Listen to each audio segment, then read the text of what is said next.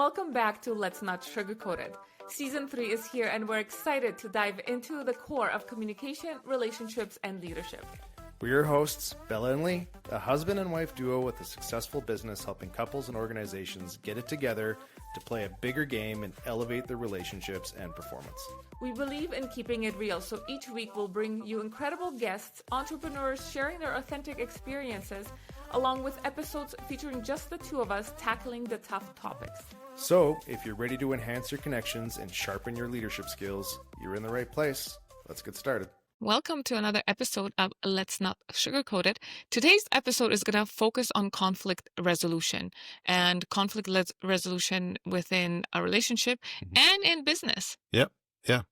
And I think the context around it was, we were talking the other day and I heard this where when you are in some form of disagreement, negotiation, whatever it might be, the person on the other side is not your adversary, right? The situation is the adversary, the discussion is the adversary, whatever brought you to that conflict is the adversary. And I love that because it's very much a partnership approach to addressing what got us here. Yeah. And not what got us here is you. The other person. Yeah, because it's so easy to blame and point fingers in any situation, because when we feel like we're not being heard and seen, instinct is to defend. Yes. And block any type of possible resolution, because then we step into a world of I'm right, you're wrong, and I shall prove to you that I am right and you are wrong. And that never works. That never works. And you may not even be thinking about how you want to make someone wrong. It's just the very nature of attempting to be right creates that possibility for wrong, meaning that the other person is you're trying to make them wrong. And when you look at things from a partnership approach, instead of that sense of like being across from each other, blaming, adversary versus adversary. When you look at the situation as the adversary, then it's more of a partnership approach. Now we're shoulder to shoulder looking at the adversary, the situation together. Yes. And remember when we started dating, we used to have these boardroom meetings at the kitchen table, and we always sat across from each other. It's like we were going to battle. It wasn't a win-win type thing. It's like, I will tell my truth, you will tell your truth, and now let's duke it out. There was no looking at that. Like even sitting across from each other, it's like battleships, you know? Yes. Yeah. So now what we do is we sit next to each other, because there's also the possibility of connection, the touch, the softening of the situation. That's right. Versus throwing darts at each other or firing bombs at your battleship. That's right. So it is also that act of sitting next to each other and looking at the situation versus looking at each other and making us wrong. Correct. Yeah. And there's a really the important part too with that is when you are sitting together, you're focused on this being the partnership, that win-win. It also allows the opportunity to just, let's talk about possibilities on how to deal with this. All too often we fall into this trap of not just win-lose, but agree-disagree. And when we're in that adversarial situation, if we're sitting across from each other, then it's anything one person brings up that they're thinking may help address the issue, it'll get shot down because it's not coming from you. If the other person says something that maybe it's a good idea, doing that, then that may make you feel like you're not winning. And so then you're also listening through agree, disagree versus just listening through the lens of possibilities. And so what can we just put out there? It's like throwing wet rags against the wall or spaghetti, just see what sticks. I think it was spaghetti, not rags. But the world of possibility, when you expand what's possible and how to solve a problem, then it increases the opportunities available to take action on.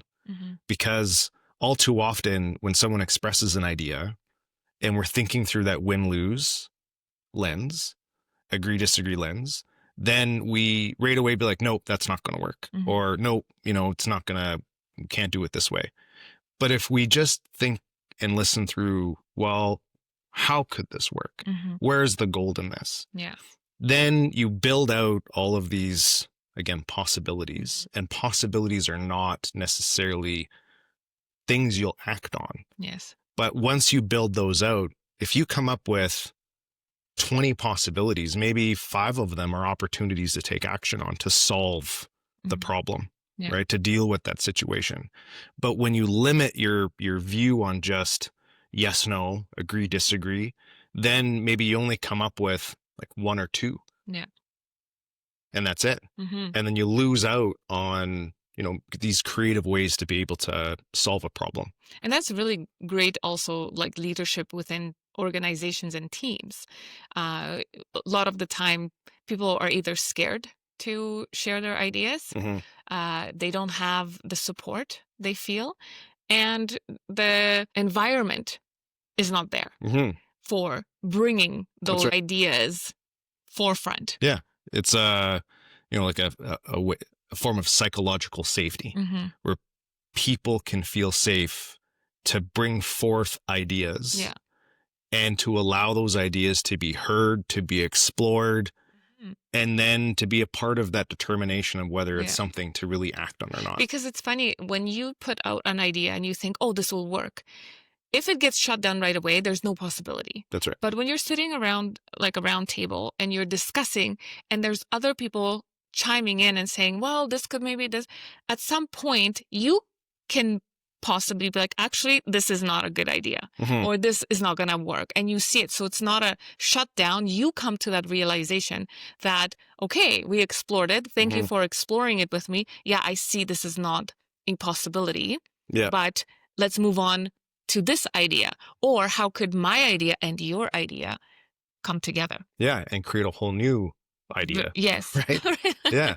So, when we talk about conflict resolution, I think this is one part conflict prevention, for sure. But if you already find yourself in that conflict, being able to have that frame of reference where, okay, the other person is not the adversary, my partner, whether it's in business or at home. And then, so you're my partner, not my adversary, situation's the adversary. And then be able, when someone expresses an idea on how to solve it, don't shut it down right away. Because not only are you missing out on new possibilities by exploring that idea, but whether your body language or your tone or your words express no and a shutdown, then that other person doesn't feel heard. And then that begins that win-lose, agree, disagree, back and forth that happens.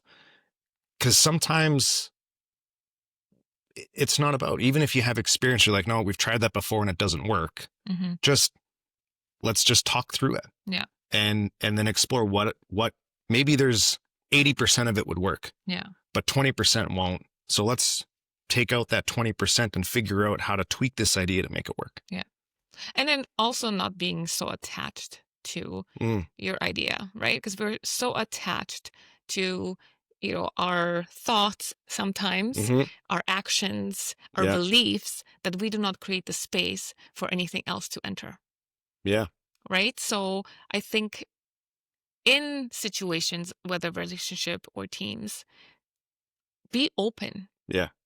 Allow the water to flow versus building those walls. Yeah. Because we are stronger together. Whether you're a couple, we're not meant to be creatures of solitude. We are meant to work as teams because we all have value and we all bring value to the table. We don't think the same.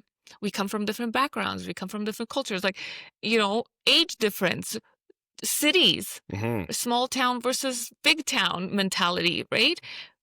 But being open to all of it gives you such a what's the word I'm looking for? Such a collective Yeah, it's like a collective intelligence almost. intelligent. That's right. Yeah. Right? And yes, conflict is going to happen. But when you're not tied to that one idea or one way of being, conflict doesn't happen as often. Yeah. And if it does happen, you can move through that conflict faster. Yeah. And more effectively. Yeah. Because you're right. When you have an idea, because it's coming from you, and if someone shuts it down too fast, or the idea gets decided that it's not a good idea, or that someone else has a better idea, there is a sense of like identity sometimes that can be tied to that idea because it came from you. Yeah. And obviously you share ideas because you think they're good ideas. And then if people think that it's not a good idea, or that there's better ones, then you gotta, it's that, it just doesn't feel good. I don't, not enough. I wasn't smart enough. I wasn't better, whatever it is. And these are all these labels that get us in trouble when it comes to conflict as well. Yeah. Because if we're in a situation, and let's say part of that being in a situation is like through your own actions, it's hard to say, not only does this situation suck, but I don't know how to get myself out of it. Yeah. Because then that's also a bit of like an identity crisis of like, I'm not enough. And so I need your help. And that's a tough spot to be in sometimes. Yeah. And that can create conflict, especially if you then are avoiding it and you don't want to deal with it. Yeah.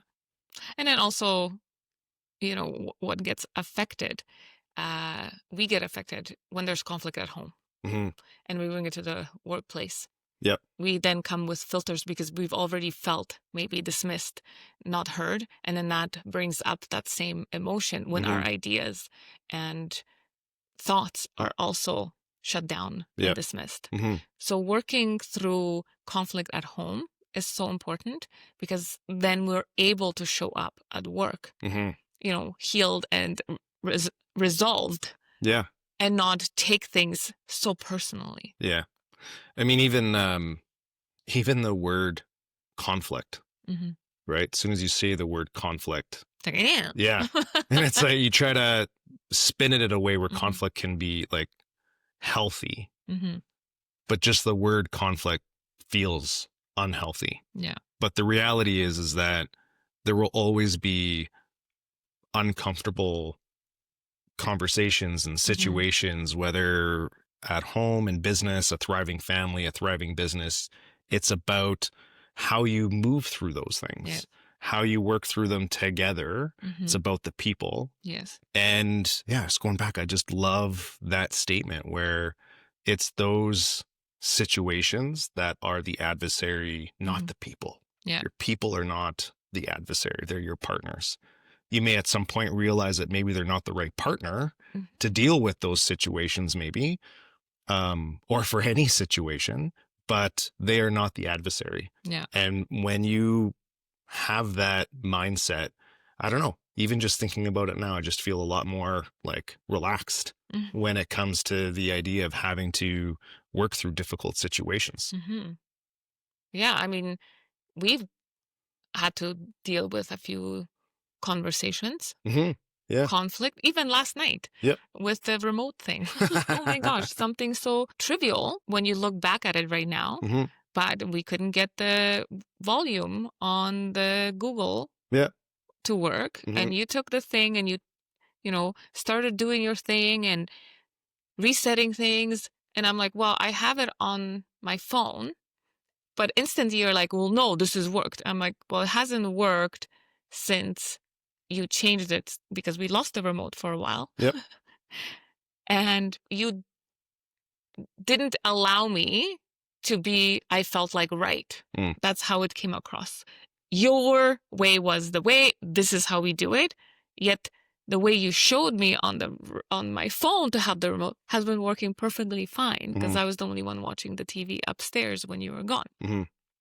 So then it made me feel like, you're the man, you are right, I'm the woman, what do I know? Technology, it stems, it's not what you meant, Mm-hmm. but those were the feelings Mm-hmm. that came up. Yeah. Right? So, yeah, we kind of shut the doors because we knew if we continued, you just said, okay, let's use your phone, but there was still tension. Mm-hmm. We didn't talk about it that night, but we did talk about it this morning. That's right. Right? So that's where the difference is. You don't want to be in your conflict when you're in a state of elevated heart rate. Yeah. You're in that blame, Yes. right? It's very important To know when to to take a time out. yes. And there are people who want to deal with this problem right away. That's that anxious attachment you want to deal. And then the avoidance don't want to. Yeah. We have to create, an environment where both of us are satisfied, or both of, like, all your team is satisfied. Mm-hmm. Saying, okay, once it gets to a certain level, this conversation is no longer productive because heart rate elevated, we're in that blame, we're blocking anything, we're not even hearing the person because we're so invested in trying to speak our own truth that we're missing out in that they may be That's right. in the right. Yeah. Yeah. And they may be even in agreement. How many times has my mom mm-hmm. been in conflict Yep. with me Mm-hmm. or us, Mm-hmm. yet we were agreeing with her? It sounded different at some point, and she's like still, because you can see she's not listening. That's right. She's already pegged us as that we are not on her side. We want to do things differently. So even when we agree, Mm-hmm. she doesn't hear it. It was the perfect example Mm-hmm. of how we do not listen. Yeah.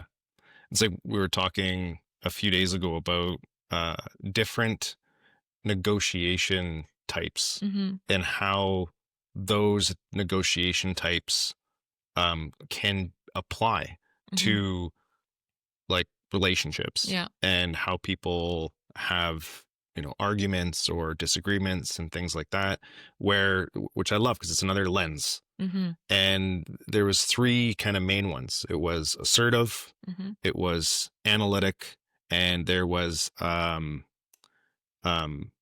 can't remember what the third one was, but it's accommodating. Accommodating. Yeah. So those were the 3.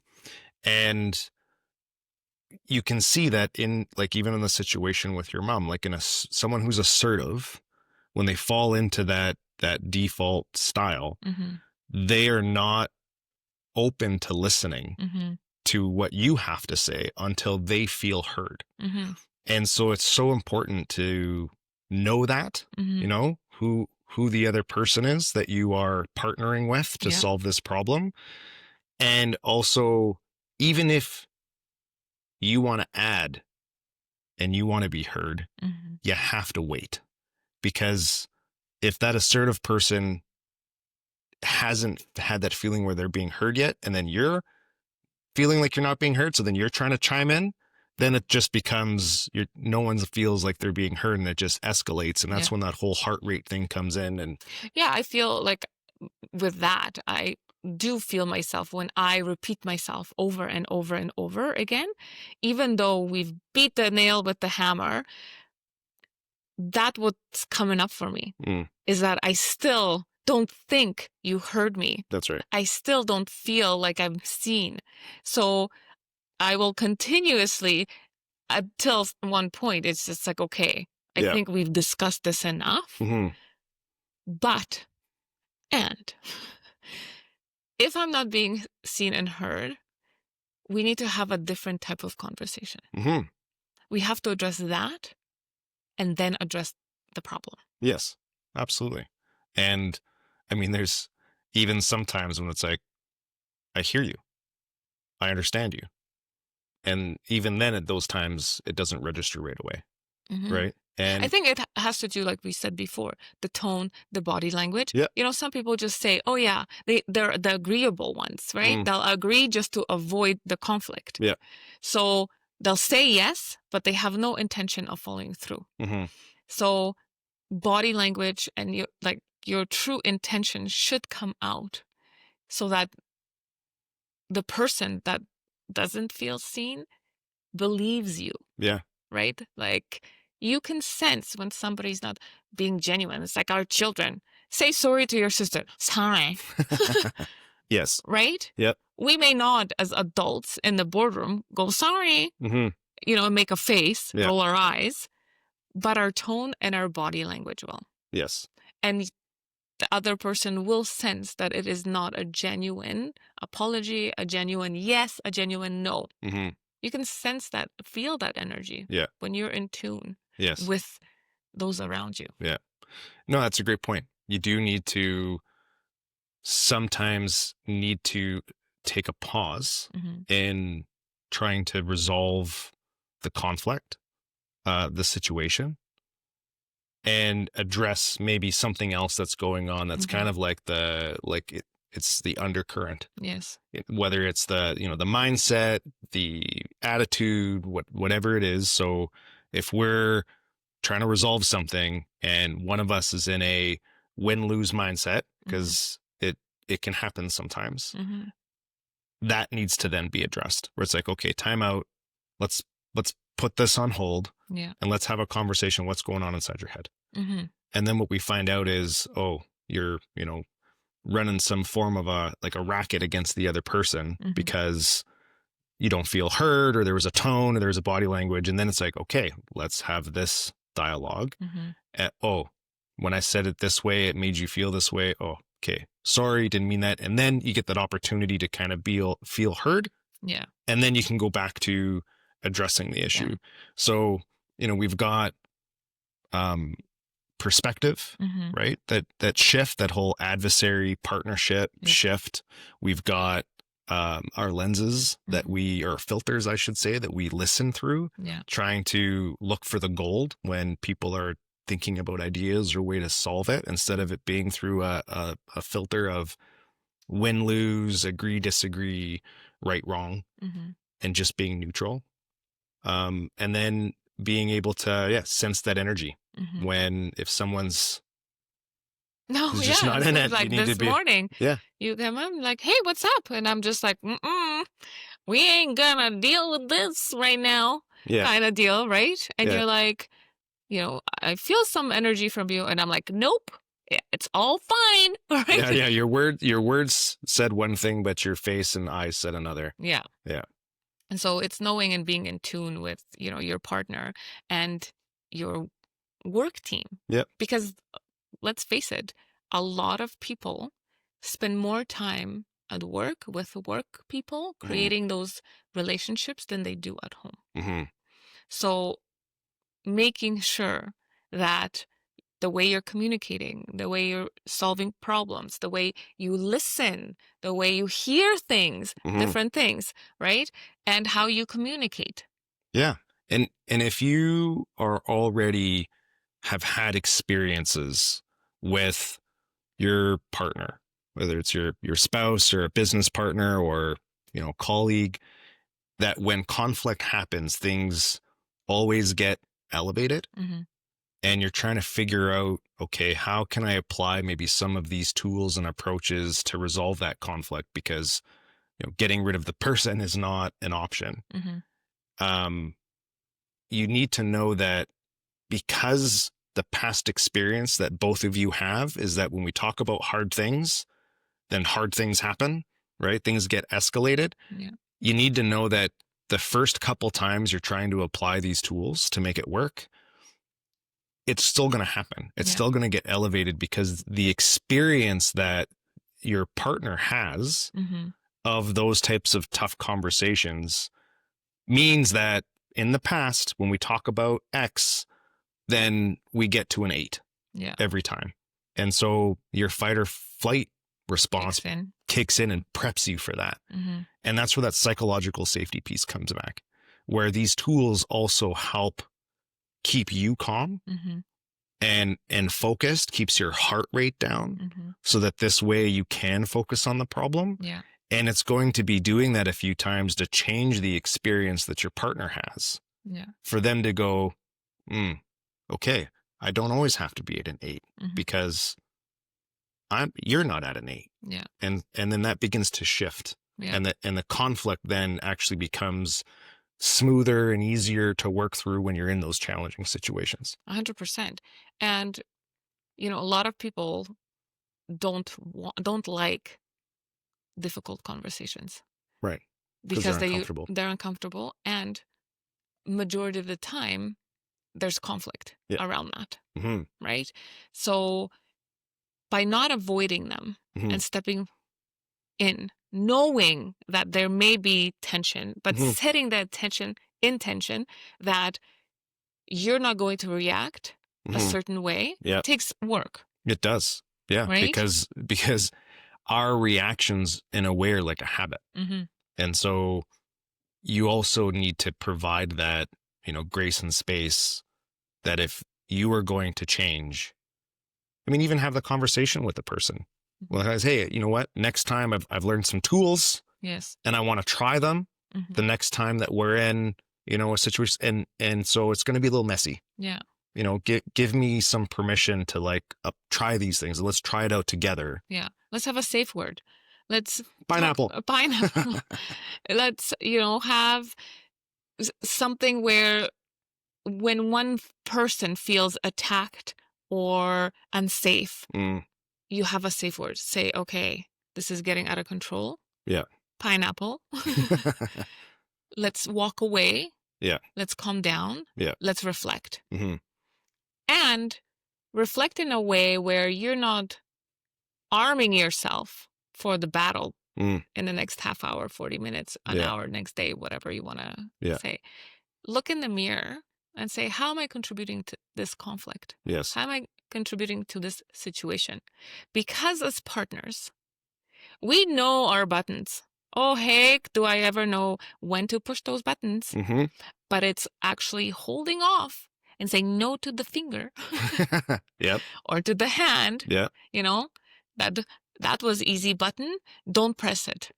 Yeah. Because, another great point, because when we feel like we are losing control of a situation, and usually that happens when we don't feel some version of smart enough, worthy, whatever. Yeah.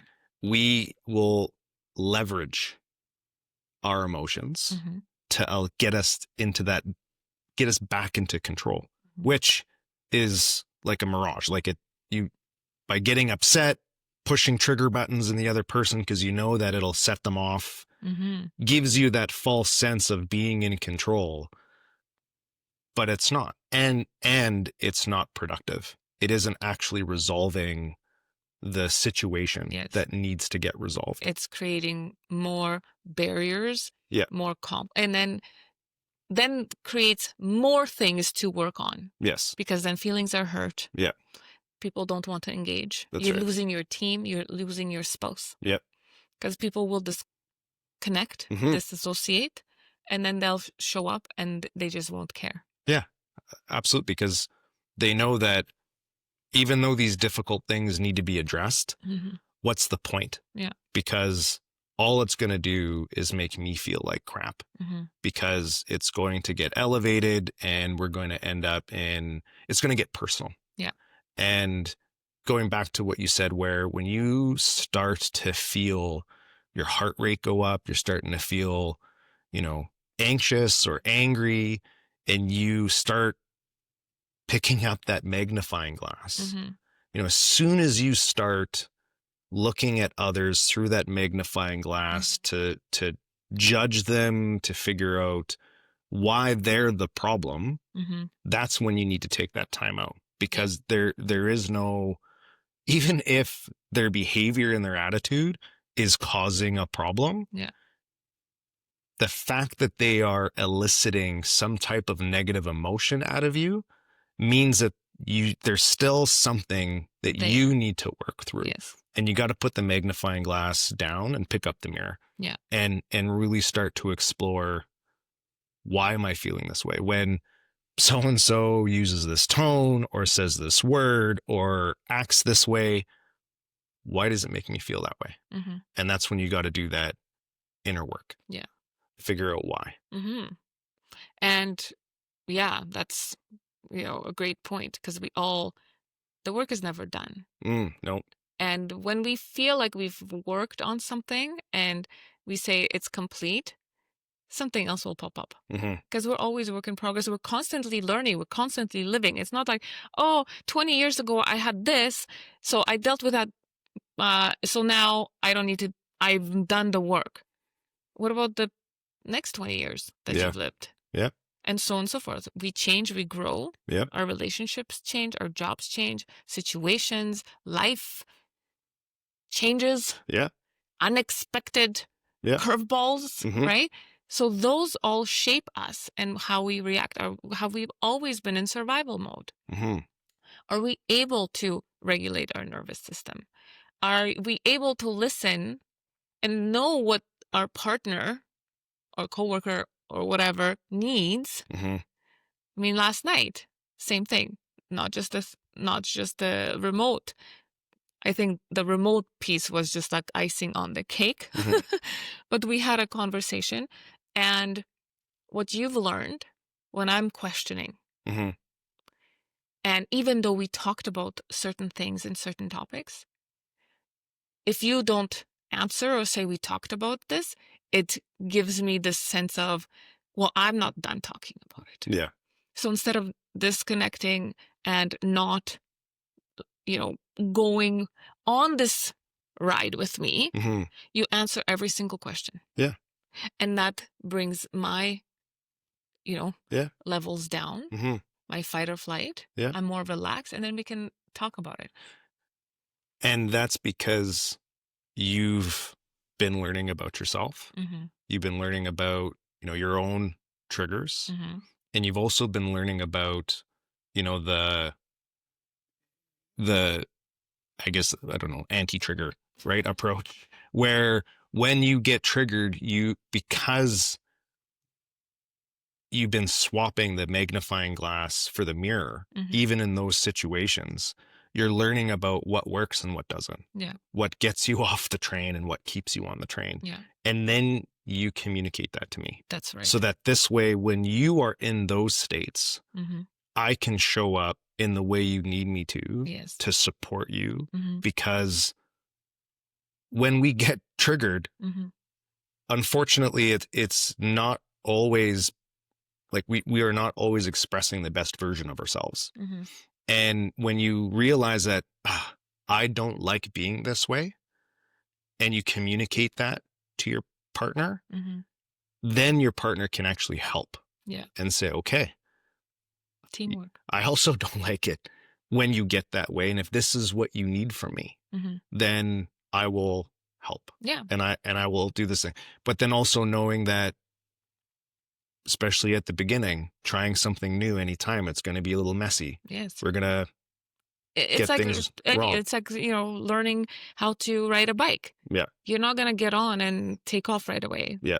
You're going to fall. You have to pick yourself up, get back on the bike, and keep trying until you get it. Yeah. And that's what, relationship conflict, like communication is key. Absolutely. Don't hold on to your tools. Don't hold on to, everything that you've learned. Yeah. You have to share with your partners. You have to share with your team. Yeah. Saying, okay, this is what does work for me and this what doesn't work for me. Clear, honest communication doesn't mean that it's always going to be comfortable or perfect. Yeah. That clear, honest communication is sometimes going to be uncomfortable.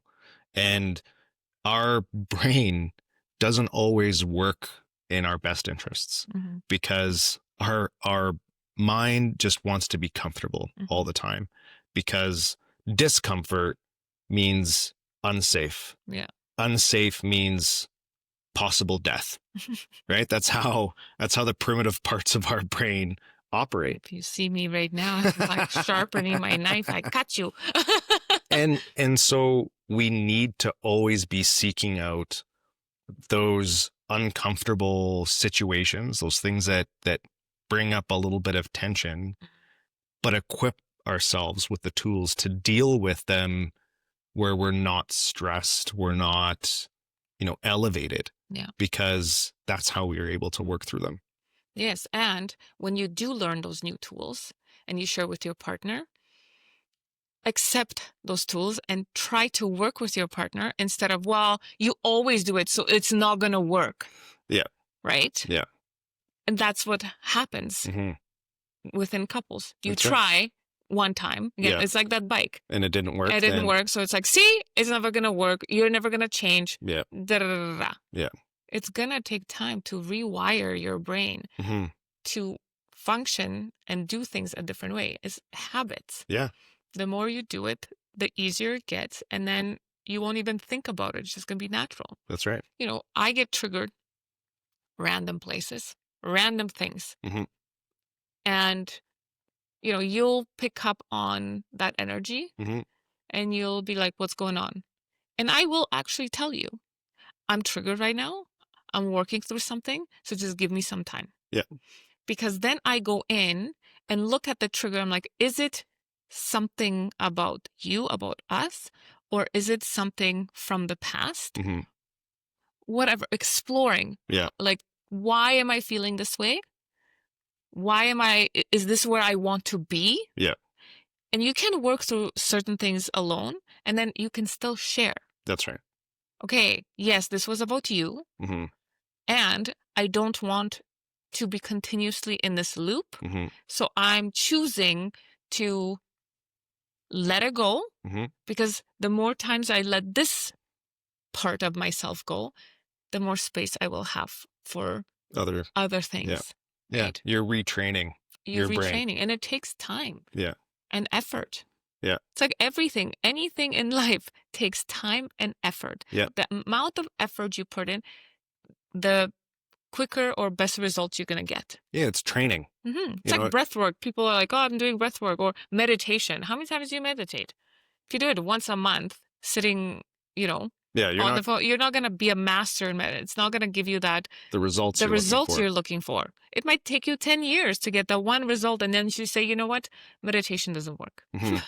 But have you put the work on? Yeah. Work on. Yeah. Whatever. Work in. Yeah. Right? Put in the effort. Yeah. Same with conflict resolution.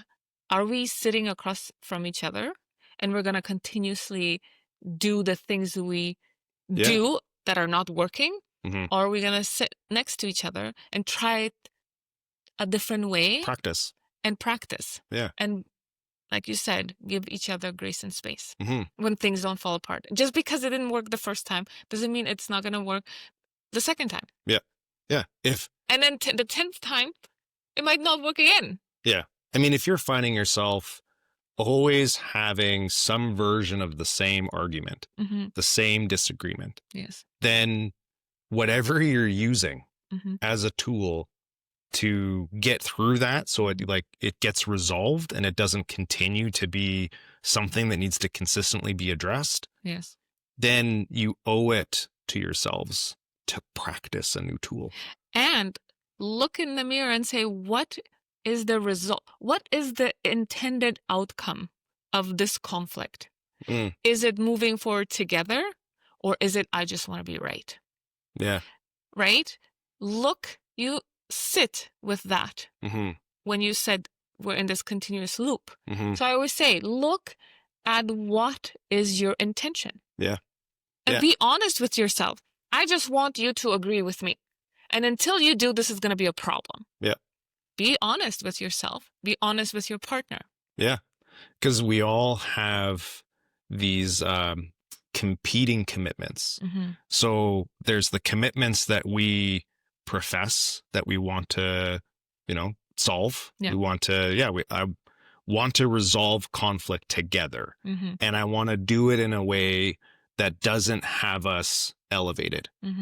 But maybe you also have a hidden commitment that's kind of buried, swept under the rug that you don't see unless you look in the mirror and kind of start questioning yourself. That's, maybe you do want to not have the conflict, but that hidden commitment, that competing commitment has a stronger, and I want to be right. Yeah.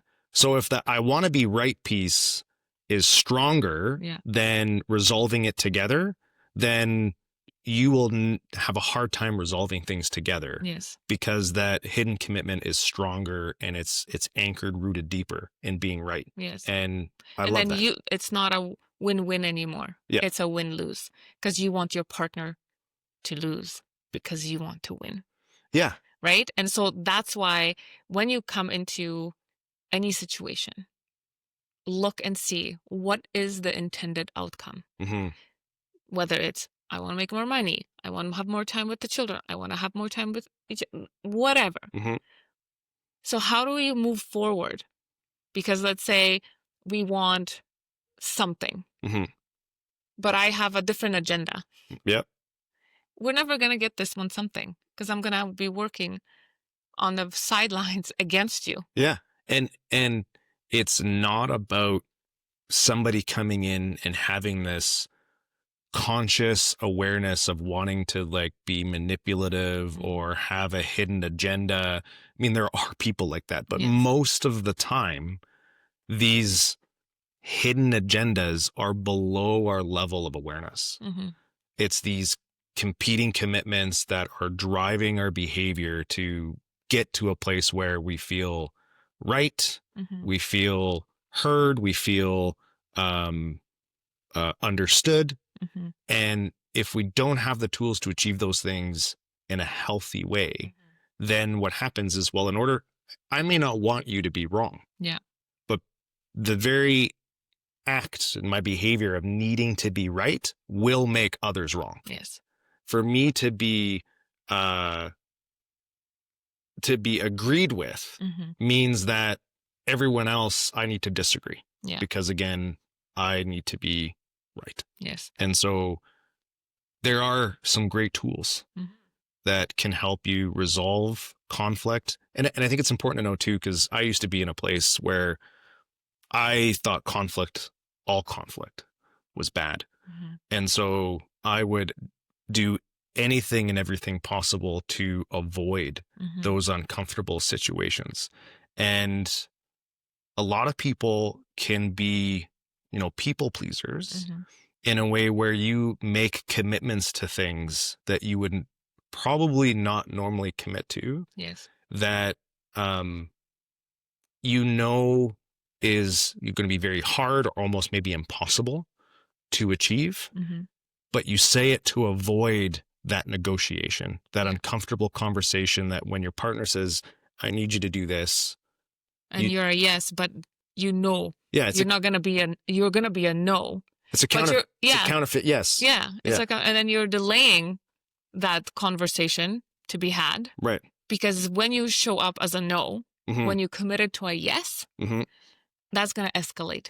Even more. Yeah. Because I can't trust you. You promised. You broke that promise. Where are we now? Yeah. So now it's a more complex level because trust is now broken. Yeah. So not only did you not avoid the conflict because you gave the false yes, knowing you're going to be a no, now you broke trust. Yeah. And it's...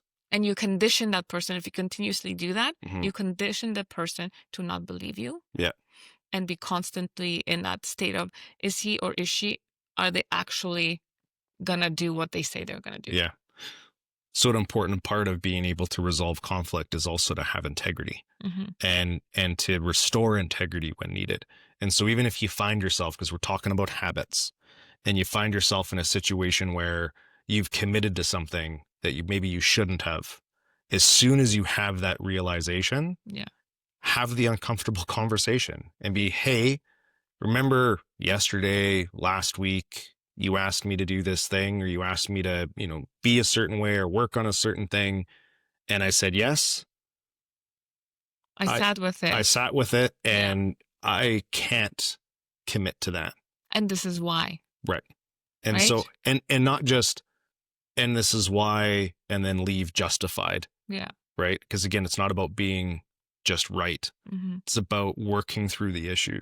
So then you go back to the table and you start having those conversations of possibility. Yeah. To figure out, okay, so if I can't commit to this, I can commit to this. Yeah.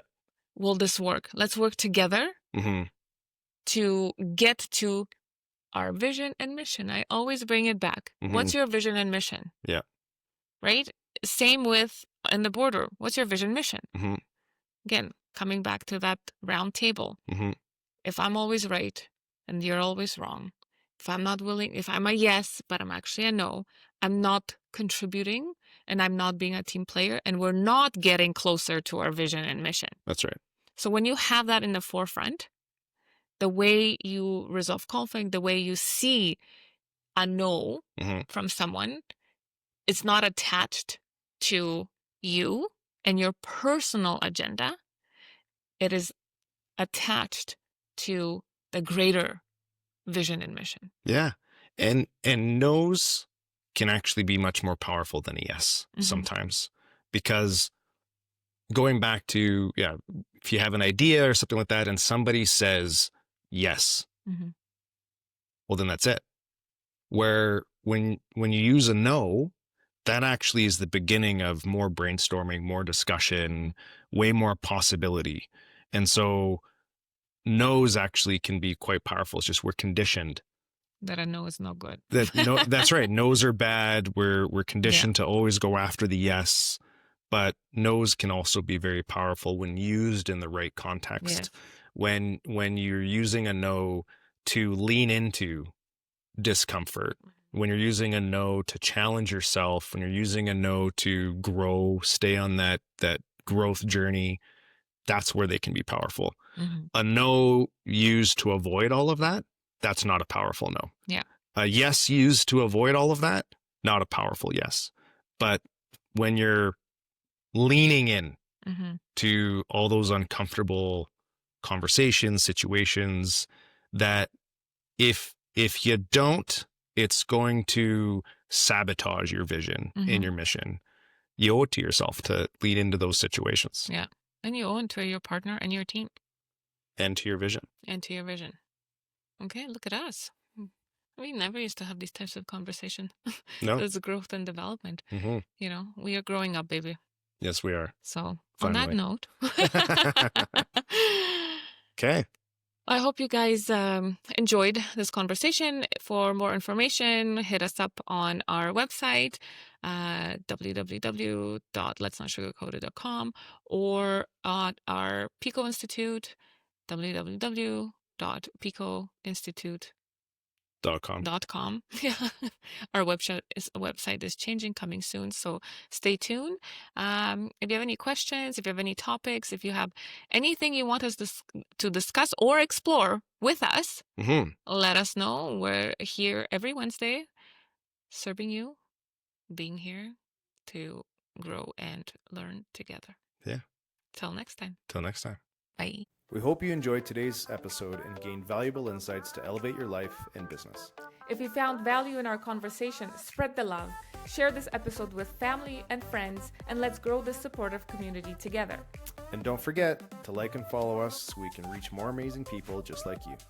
Until next time, remember, let's not sugarcoat it. Keep it real, raw, and unfiltered.